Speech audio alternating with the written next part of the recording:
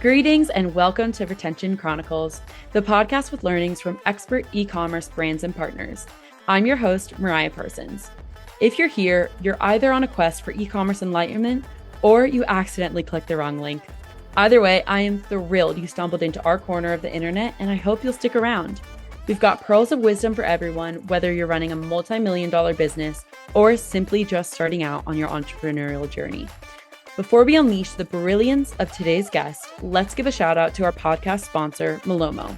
Malomo is so much more than just another Shopify app. They're post-purchase wizards, making beautiful and branded order tracking smoother than a jazz solo, so our amazing founders, like our guests, can keep their customers happy and up to date while they track their orders.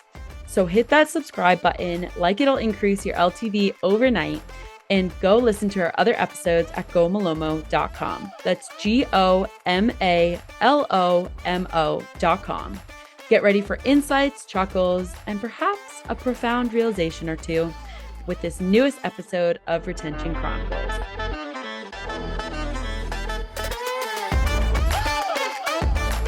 Hello, everyone, and welcome back to Retention Chronicles. I'm psyched for our episode here today. It's usually one guest that we have on, but today we have two, so we have double the fun.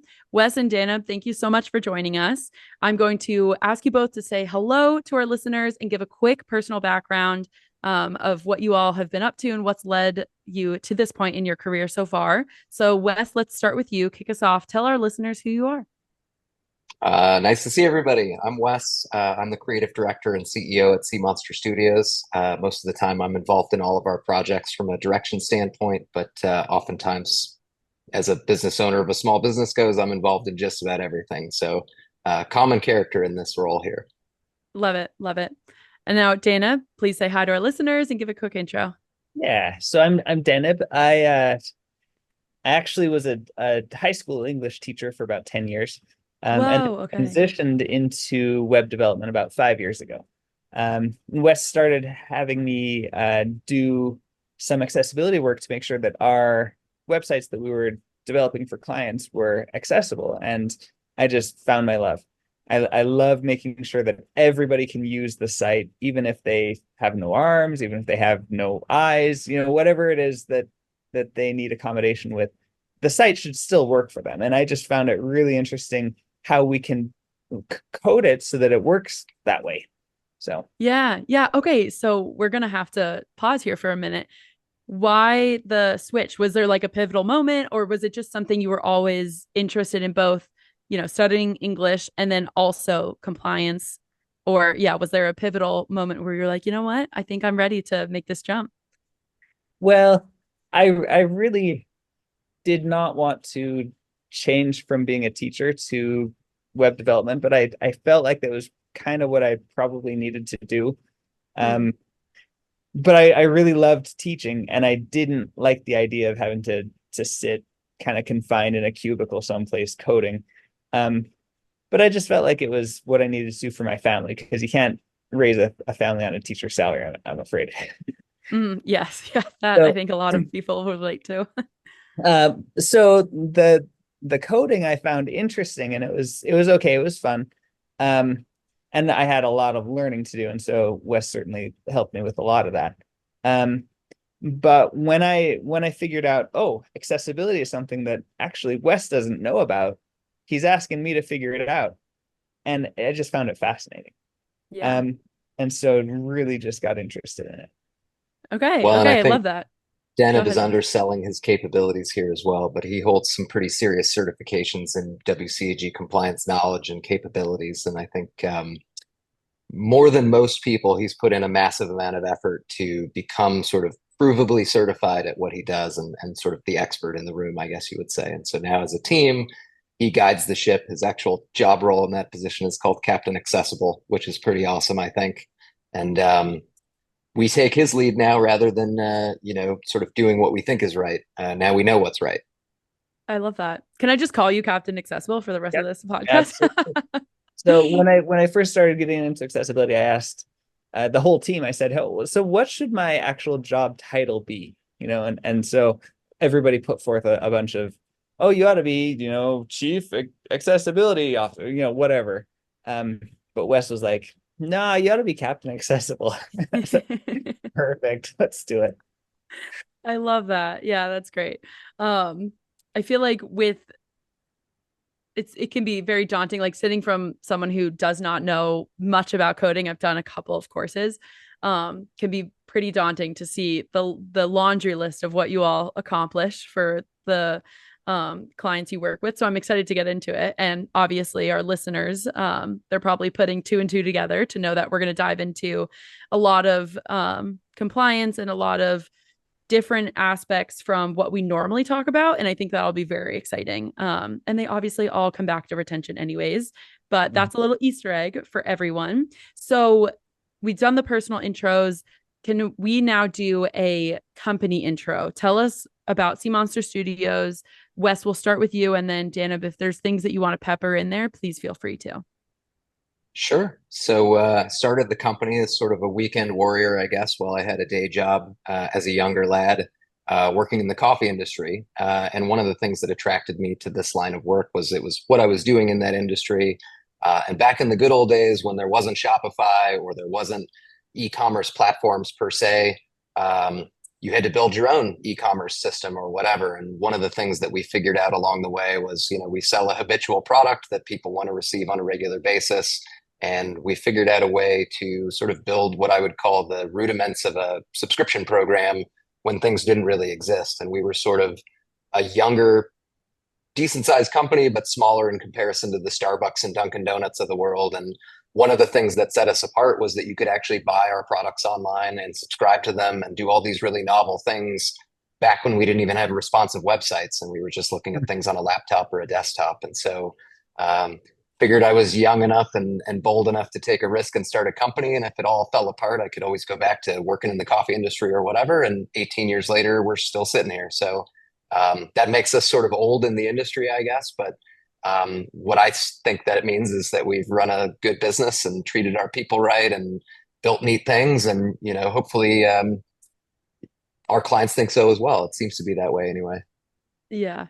No, I think like old and wise, I think those are, usually what I think about when someone's been in the space for a while, and the technical understanding of having to build out platforms on your own or with your own team, I think has a very useful background. Because I know I appreciate that. I could not do that as of today if you sat, if you told Well, me and to I do think that. So they say like necessity is the mother of invention, I suppose, right? And I think mm-hmm. these days there's so many inventors. There's always an app for some solution, or there's a tool that's been made. And back in the good old days, as a younger developer, it was like none of this existed, and so you either have to dream it and build it and hope for the best, and sort of sort out the edge cases. But these days, I think the systems and the players in the field is so much broader that in a lot of cases, you don't necessarily have to be the innovator that you did back in the day.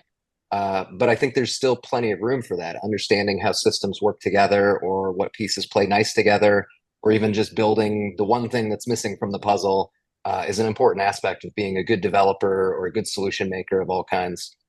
Yeah. Yeah, I love it. So this is a little bit of a tangent and just a more fun question before we dive into the technical part of this podcast. But SeaMonster Studios, the logo and the name, how did you come up with it? I'm always so Well, is there a fun story behind there? it's kind of a fun story, I guess. So we're based in Seattle, and when I was trying to think of the name for the company, it was an exercise I'd done before in the industry that I previously worked in from a branding perspective. And I didn't want it to be like West Company or Seattle Web Design or something like that. And so I was trying to find things that sort of lent themselves to being in Seattle, sounded cool, felt memorable, or whatever. And then there's sort of the semantic side of, well, what's on the USPTO and what trade names aren't taken and what domain names are available. And, 20 years ago or whatever, there was a lot more domain names available than there were today. So I Yeah, was it feels trying to like find out everyone has a domain. Yeah, now. what's just available to buy. And so I had a bunch of different names that I thought were cool.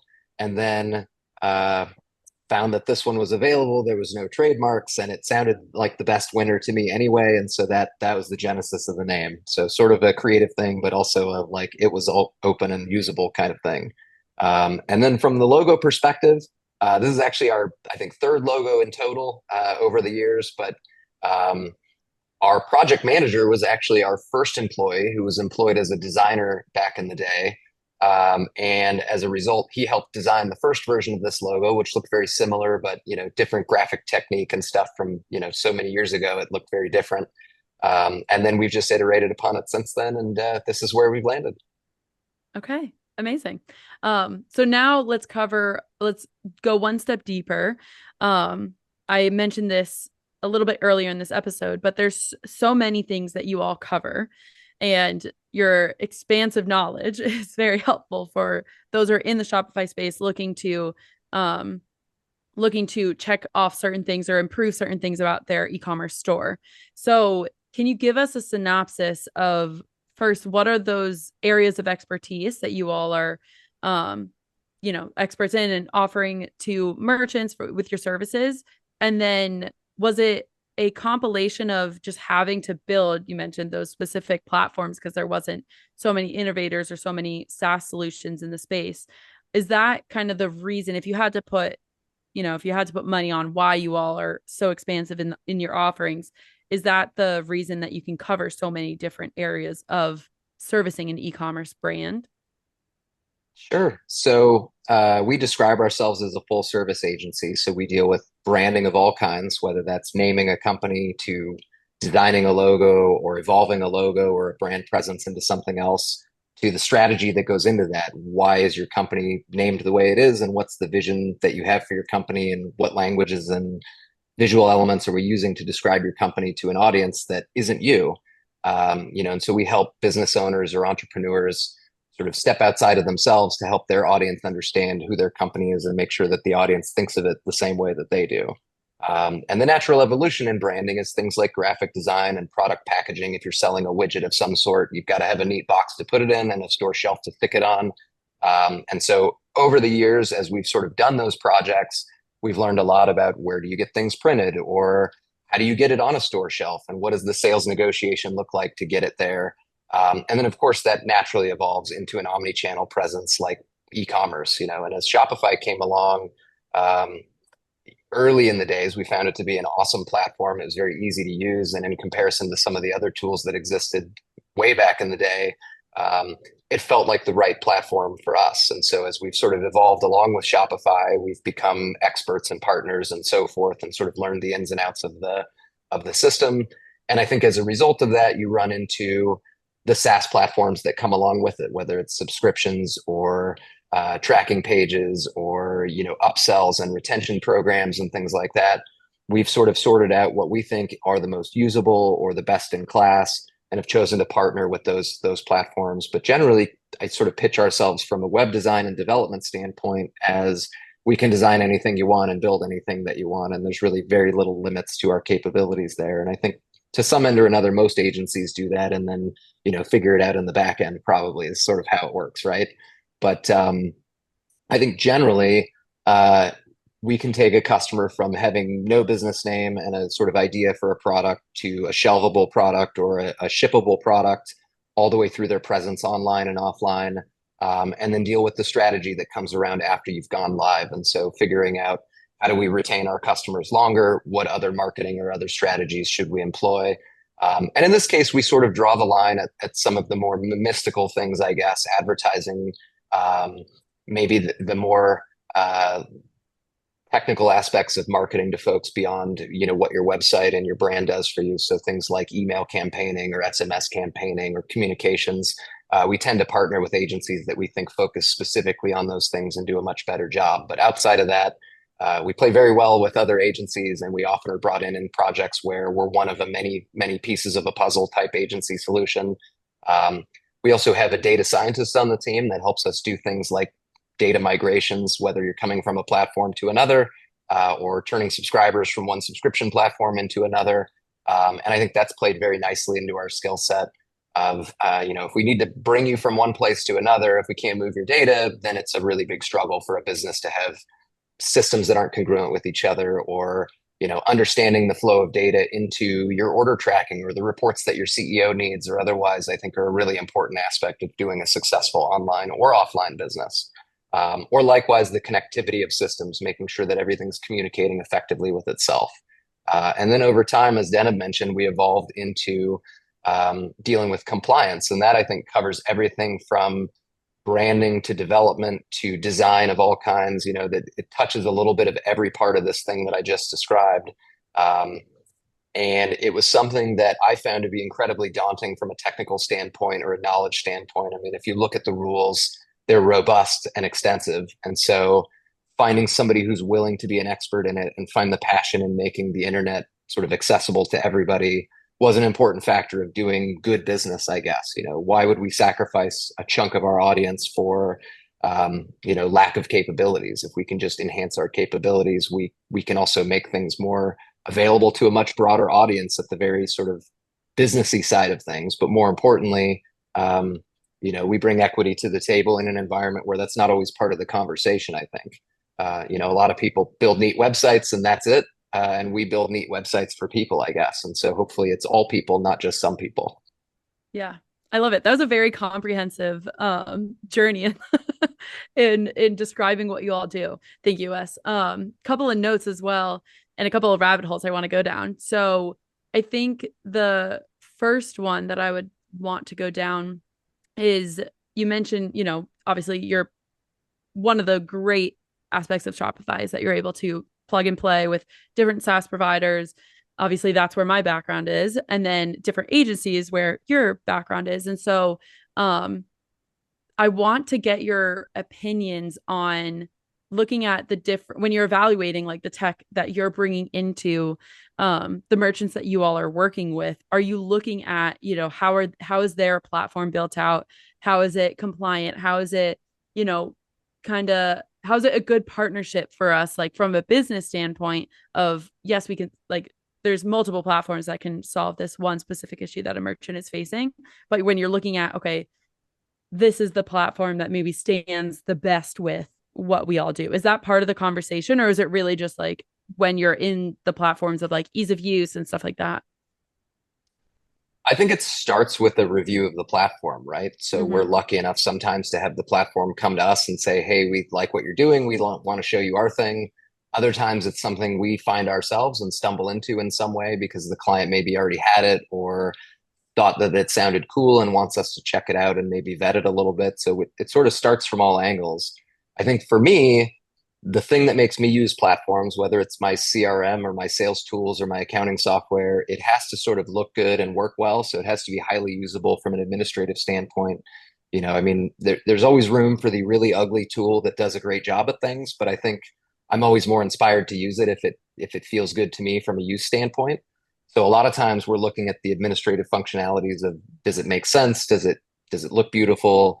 Is it easy to use? Can our clients use it? Most importantly, since we're sort of setting it up and handing them the keys, are they willing to use it as well? And I think a lot of times when I'm talking to clients about platforms, it's a question of, is this inspiring for you to continuously run the show with? Meaning if you can't administrate your subscriptions, then you sort of let them lag and then they become less important to you as a company. And that's not what we want. Or you can't send emails because you can't rapidly iterate upon them. You should think about using a different platform because it's more inspiring to get the job done and make more money, which is what we're all sort of here to do, I guess, than to sort of suffer through a platform that you don't like. I think on top of that, whatever happens for the consumer, it's really important to see that it works well as well. I think usability for the consumer is ultimately more important than usability for the administrator. They both kind of have to be good. But I think if the consumer experience is 100% and the administrator is only 75%, I mean, I think that's pretty tolerable. And so, users always come first, I think, the people part, and then I think maybe the other side of it a little bit that we focus on is the technical side. Do search engines pick something up, or does it play nicely with technology of other kinds and so forth? And then I think a lot of our analysis comes into the way that Shopify has connectivity amongst systems. So who integrates with what, who shares data. I think having disparate data systems and having to sort of collate and curate that data into something that's unifiable is really difficult to manage. I think even for data scientists or people who do it all day long, it's a job that doesn't necessarily need human interactivity if you can skirt around it a little bit. And if you think about the cost of labor or the cost of mental space when you could be making a new pitch or inventing a new product rather than, say, manipulating a spreadsheet to get you the data you need just to understand your product, I think it's all the more important to understand what does it connect to, and how do your tech stack talk to itself, and what does it produce from an analytics or reporting or informational standpoint? Because I think without great data, you can't make great decisions. And so if you can make a data-driven decision more than a gut feeling decision, oftentimes it serves your needs as the business owner much better, or as the business administrator or otherwise. Yeah. Yeah. This is something, obviously, I think a lot of marketers in this newer age of marketing with the internet bump up against, where we have so much more data. And so being able to actually quantify and make decisions with data versus just like a gut feeling, I feel like a lot of that, there's still a lot of it, but we're inching closer to, that not being a reality and like that not being acceptable anymore as well. And I'm happy we're back at the data piece, because when we were reviewing the different offerings that you all have and the different teammates you have to have experts, I think it's so interesting that you also have someone who is able to help with migrations, because I think that's a lot of the from if you're sitting in a merchant seat, just from this podcast, even I've learned like once you have systems set up to migrate them to something else, that is a headache.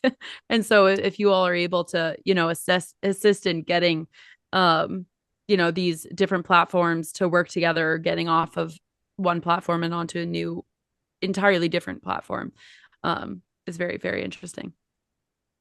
I think data scares people as well. It's Yeah. spreadsheets and numbers, and what if I make a mistake? Does it ripple through? Those kind of things. And I think, I don't know, I'm pretty nerdy, I guess, and I really like data. And so, for me, it never felt super scary. It just felt something that it needs exacting needs, or needs to be exact with. So if you're manipulating something, you have to be able to measure the outcome and understand what it's supposed to be, those kind of things. And I think that's where people tend to be really intimidated, and I think at the end of the day, having somebody who has the expertise or has an I got you moment, generally makes people pretty comfortable. I think also it comes down to feeling stuck as a business owner. You may not be the technologist, and so you need to move for a cost of your ownership or tech stack reasons, or you need something that's more effective. But if you're sort of beholden to not being able to move because you can't pick up the box and move it from point A to point B, I think that presents unique challenges for folks that maybe don't deal with data on a regular basis. And so I think it's important to always have a stranglehold on the ownership of your data and being able to manipulate it in a way that serves your needs best. Yeah. It's timely for me because I just finished reading Data Driven Marketing by Mark Jeffrey. I don't know if you've read it before, but it was all in the realm of what we're discussing. And so the third comment that I wanted to make, and then we're going to dive into a little bit more of your area of expertise, Dana, but the being able to bring equity to the internet. That's kind of how you phrased, right? This arm of SeaMonster Studios. And I love what you were saying about, or something along the lines of, you're in the internet, you have to make sure that you're compliant and bringing in all 100% of people, that you're 100% of customers, right? You don't want to just not do something because you're not capable of doing it, right? The onus is on you type of messaging that you were talking about. And I think it's interesting because especially in the e-commerce space, you have so many people who are just up and starting these new companies. And so I also look at it as people might be either investors or entrepreneurs and not even know about this whole realm of how to be compliant. And so I think that's what this conversation is going to be very interesting, because there's just people out there who might have a great idea and just hop on Shopify and might not know okay, you need to design graphics in this specific way. You need to have your brand kit match these regulations and these rules. And it can also be something like data that's intimidating to, have a complete and robust understanding of all these different things. So with that, I'll lead us into high level. Danib, can you tell us about, and we can assume that our listeners have not, just because it's easier, are not super familiar with WCAG or ADA compliance. Can you give us an overall summary, I guess, of what it even means for you to be working in this area, this industry day to day? Sure. So when the internet was started, it was just put out there kind of as is, for whoever wanted to or was able to come see it. And actually, way back at the beginning, there weren't a lot of things that could be inaccessible. There wasn't a whole lot of multimedia. There weren't even very many images or that sort of thing.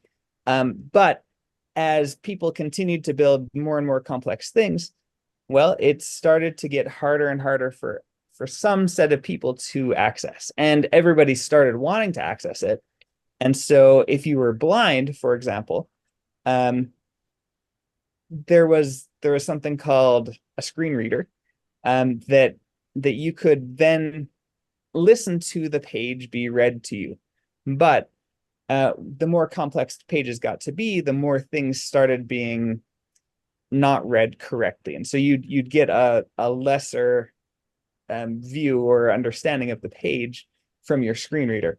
And that just got worse and worse until finally there were some standards that needed to be set, and they were called the Web Content Accessibility Guidelines, which were standards that were put out by this kind of international organization called W3C that governs kind of all the web.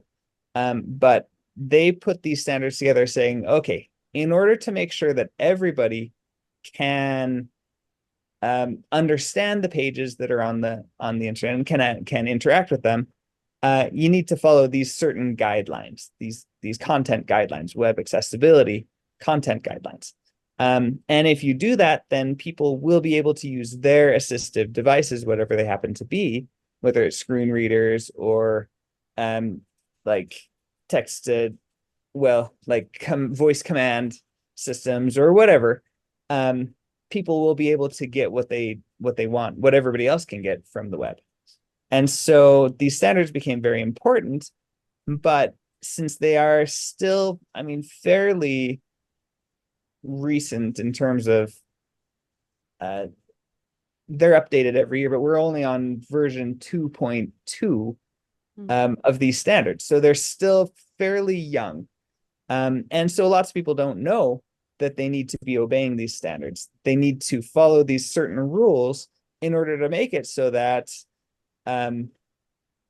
like I said before, that blind people can still get access to the content in the way that they need. That, if people don't have access to a mouse, or they can't use a mouse, they don't have that good motor control, they can still get around the site. And every other, neurodiverse people who just need something different in order to be able to understand what they're perceiving or seeing, that they can be okay on the site. There are 1,000 different capabilities that need to be taken into account. And so the Web Content Accessibility Guidelines, WCAG, is kind of what most people refer to it as, or WCAG. Those make it so that if you follow those, you can be fairly certain that most people can get what they need from your site. So talking about retention, I'm glad that this is a retention conversation, but even before people can be retained, they have to get what they need from your site. But then if they had difficulty getting it in the first place, they're probably not going to come back and get it again. So if they had trouble ordering the product in the first place, they won't come back to your site. So you won't retain that customer. And so that's kind of an overview of web accessibility and some of its importance, I guess. Yeah, that was great. Yeah. Wes, were you going to add something to that? Yeah, I think something I found to be uniquely challenging, especially in conversations with merchants who maybe struggle in this area, is there isn't a law that says you have to be accessible. There's a recommendation and then a bunch of lawsuits that happen as a result of not following the recommendation. And so in a brick and mortar sense, we have the ADA that forces us through building codes or through law to adhere to a specific strict standard. And you must be accessible in this way in a public accommodation sort of arena where, for example, doors have to open in a specific way and they have to be wide enough for a wheelchair to fit through, or a ramp has to exist, or those type of accommodations are required to be made. Whereas in the web right now, it's still very gray area and very much depends regionally in some ways on what gets applied and what doesn't. But what doesn't stop things from happening is if you're not compliant, the lawyers can come get you because you're not being accommodating. And so where I think it's really going to turn the tide for everybody is when law actually comes into play, whether the ADA governs it or a new organization is made to govern the online version of accessibility. If you're behind the curve or behind the eight ball, imagine having to knock down your brick and mortar store just to rebuild it make it more accessible. It would be a huge cost for a business to have to redo everything. And so doing it right the first time is very important. And, I think it plays into a lot of advantages anyway, right? You're making your website more accessible just by the name of it, of the service. It becomes more available to everybody. And, I think we run into a lot of folks who say, well, it's not the law, so I don't have to follow it. And it's like, well, you don't, but you're still going to get sued. And they're hunting you. I mean, Dana probably has great statistics on how many of these lawsuits exist, but it's substantial and robust. Yeah. Yeah. It comes out to, I think, about 1 or 1.5 a lawsuit every single business hour of the year. Wow. It's just so many lawsuits happen. And so I kind of view it in both ways. I think in some ways I hate to see those lawyers who are just trying to, stick it to get some money, I guess. But at the same time, they are forcing some level of compliance. I think eventually it will probably be more like it is. Well, several years ago in Europe, they passed something called the European Accessibility Act. And what it said was I think they gave you 4 years. So it's coming up in just about another year. In June of next year, every website that does business in Europe, well, excluding England, I suppose, because it's not part of the European Union, but every business that does business in Europe has to have their website needs to follow the web accessibility content guidelines. And each country needs to have an office that checks that. So they're going to be rolling through everybody's websites. The governmental agency is going to be checking and issuing fines and forcing compliance. Here it's kind of the Wild West. So if a lawyer spots you, you're going to get sued, and that's kind of the consequence. But it's nothing from the government. I think eventually it probably will be. Right. Okay. I love this summary of it, and I think it's very there's a lot of different things that we can dip into. So my first note is customers, when we're talking about making sure that you're obviously accessible to customers, we hear this a lot with order tracking, right? Where if you have a bad experience, someone's not going to shop with you again if they didn't enjoy the experience of waiting for their order to get to them. And that's more the Malomo side of things. But I think the underlying current of consumer behavior and people caring about, if as a brand you care about their experience, their customer experience, and then also what your brand stands for. So it's very prevalent in e-commerce. At least I believe, and I think a lot of people would agree, that you can, because you are probably faster moving than like these, dinosaurs of companies that have sold, like the logos in retail and in e-com, the faster moving companies that have less red tape, they can stand out against those giants because they can have policies that really are, I guess, that really reflect the consumer and what they care about. So I think there's also like that element that that yes, like from a business standpoint, it makes sense that you don't want to be sued. You don't want a lawyer to catch you and then be able to come after you. But also it's like the consumer experience and the consumer behavior that it's advantageous for a brand to make the adjustments now rather than later when maybe they're in some hot water with, say, lawyers.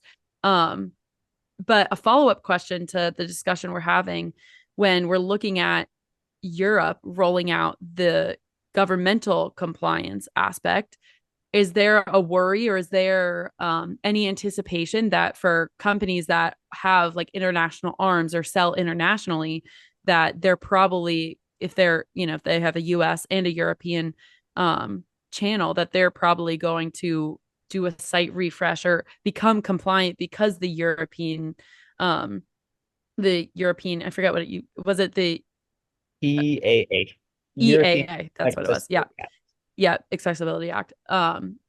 Do you think that there's going to be like a new wave that kind of revises the American sites, or do you think, people who are with their European websites and regulations are just going to be updating those? Do you have any like opinions there with when we're looking at like the different markets and their regulations?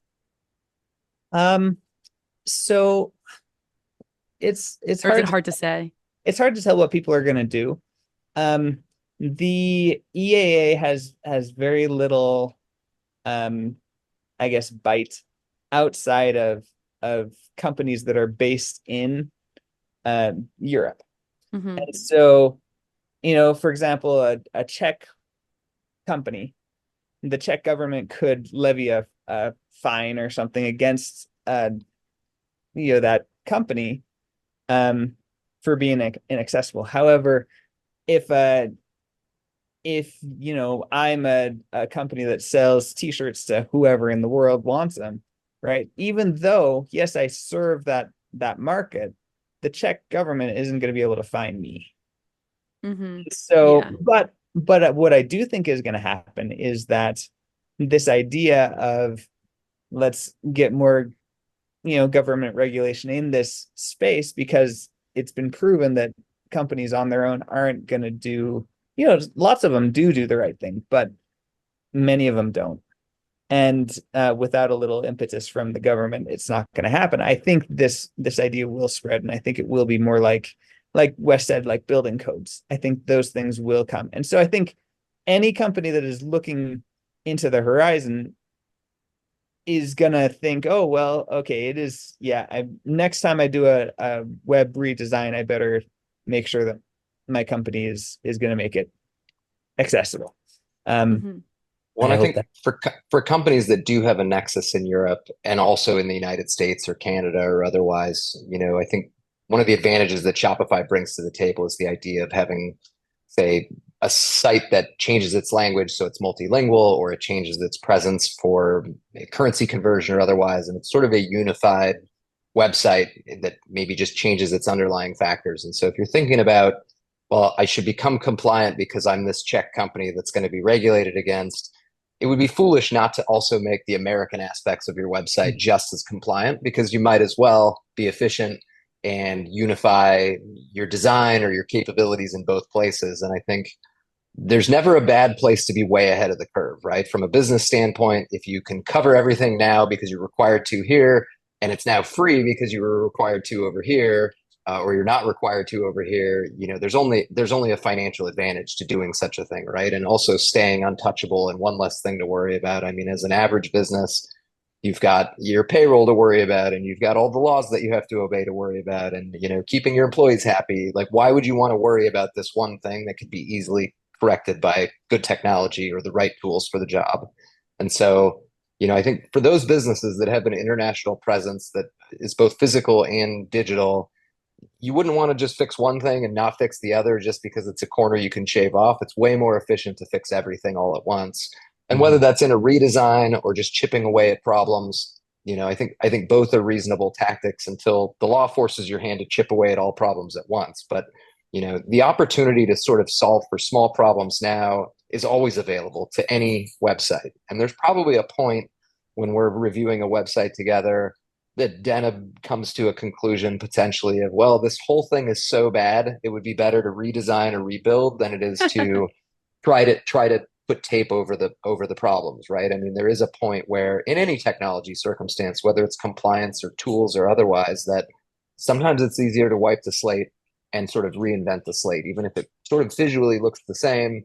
There might be modern coding techniques or otherwise that are better. And I think the toughest thing for any brand to encounter in this conversation, though, is your brand presence, your physical presence, colors, fonts, etc., the way that you relate your brand from a visual standpoint is inaccessible, and thus you must change your brand color in this way. And that's always the most sensitive and emotional aspect of compliance, I think. It's you can't use this blue anymore. You have to do something else. And this is the business that maybe has been doing the same thing for 20 years, and we can't just change our colors or make things different just for this purpose. And it's like, well, at some point you're not going to have a choice, and there's techniques we can use as good branders to nudge it along the way to help you get there and still look visually faithful to your original brand. And like Deneb said, at the same time, if you can't provide accessibility to everybody, or you can't open the doors to your entire audience, it's the idea that when somebody has a great experience, they tell one friend. When somebody has a bad experience, they tell 20 friends. And so, really what it comes down to is, as a business, do you want to make a decision to be discriminatory, accidentally or otherwise? And is that financially a smart choice for you as a company? And if you can reverse course on that, and it inevitably makes for better SEO, a better experience for your entire audience, makes you more money, like, what are the downsides to this other than the initial front-loaded costs of becoming compliant and then maintaining that compliance over time? And I think it's definitely worth Deneb talking a little bit about what maintaining compliance looks like, because I think that's the other unique challenge. Is you've built a beautiful, compliant, fun website to use, and then now what? And I think the now what is often not considered in this equation, and it's a lot of times what I see gets people into the most trouble as well.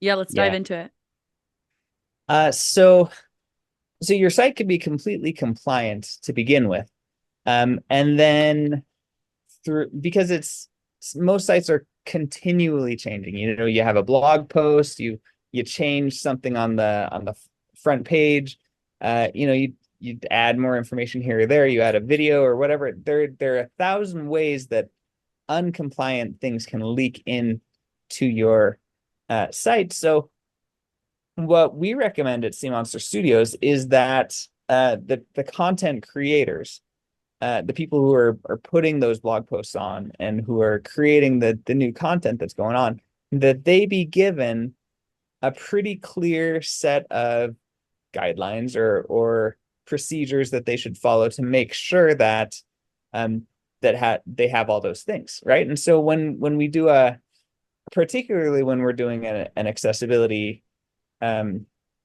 adjustment, an audit, and then a fixing things, I always give them, okay, so next time when you do this, you gotta check this, check that.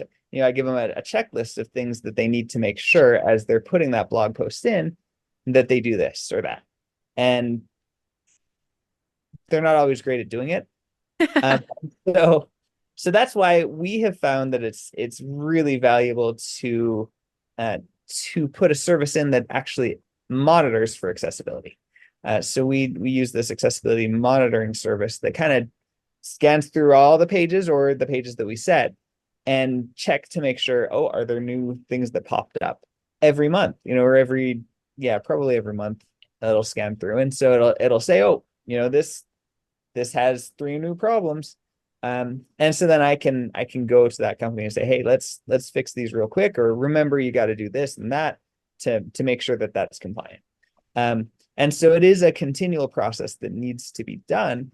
But once you understand the few things that you need to do, it's not really that overwhelming, I don't think, because the uncompliant or inaccessible content will come in kind of predictable ways for the most part. Yeah, that totally makes sense. So are there a lot, and I know we're approaching our time, but this is just so interesting. Are there a lot of, is there like one repeat offender of like, I see this time and time again from most of the people that you're working with, or is it just really across the board? Like, I know colors, like brand colors, that's one we already mentioned, but are there any, like, you can almost expect that if someone is not compliant or if someone is not focusing on this intentionally, that like you're probably going to see when you're doing those audits? Yeah. So the big one, kind of the biggest one, I think it's kind of tricky too, and we don't have a ton of time to discuss it, but alternative text. So if you put an image in there, it needs to have something called alternative text that can be read by a computer program to the blind person or the person who just doesn't see very well. that says what that image is. And so it should be really a fairly concise description of the image, saying in, like basically you have about the amount of space you would have in a text message to describe the image, or less. Less is better, because the screen reader is reading the whole page to the person, and it just takes a long time. If you do a really detailed description, that's not great. But you need to give the essence of the image. Many people just don't even know that they need to do that, and so they don't do it. But it is very important, and I'd say that's probably one of the bigger offenders. Okay, what makes it a great incentive to do it as well is it's awesome for SEO. It helps with image search. It helps with, amplifying your brand presence in search. And so if you have a picture of a product and its alternative text is called product photo, that means nothing to both a search engine and a human. If it's picture of an amazing jump rope in blue, the user knows what the system is trying to relate, and search engines pick that up as well. So you're sort of double whammying with SEO tactics and accessibility. And the more you do it, the better you get in both arenas. And so there's a benefit to that. I think the other one that I see often that I find is sort of, if I can pick on like the marketing C-suite of businesses, tends to be building text into images because we like the way it looks. So meaning you've got a banner image on your homepage and you want to put a message in it that's the call to action for that image. A search engine and a screen reader tool and everything else has no idea of what that text is. And so if you think about a blind person being read to, you have a picture here, and that's all that describes to them, it's completely ineffective for that purpose. And so trying to find the balance between delivering a design and a visual experience that you want on top of a thing like a banner image, and not building text in with Photoshop to that photography, is a really important step to take, and a really hard pill to swallow for folks who've been doing it for years, because you can always make it look like whatever you want when you get to do things in Photoshop or you get to do things in Illustrator or otherwise. But once you have to use code to deliver it and you want to change it, maybe a dev has to get involved. It gets more expensive. I have to learn new things. But by not learning those new things, or by not following those tactics, you're sacrificing a whole chunk of audience and SEO and other things that I think is really important to remember. And I see it every day. I mean, 1 out of 3 websites has this problem, and it's an easy thing to fix if you just focus on fixing it. Yeah, I love those call outs. I also have, just from my own personal experience, been seeing a lot more social platforms, specifically LinkedIn and Instagram, I believe, of just like having that alternative text option. And I think at some point it was like a pop-up. And so that just more subjective experience in that. I think this was going to be a very helpful episode, and I want to keep going, but I'm going to wrap this up because we're already 2 minutes over.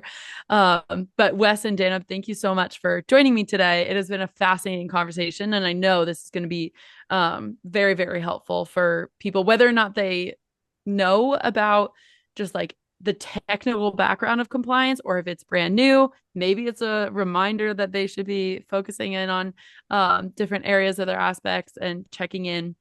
So thank you so much for making the time today. It's been a joy. Thanks very much for having us.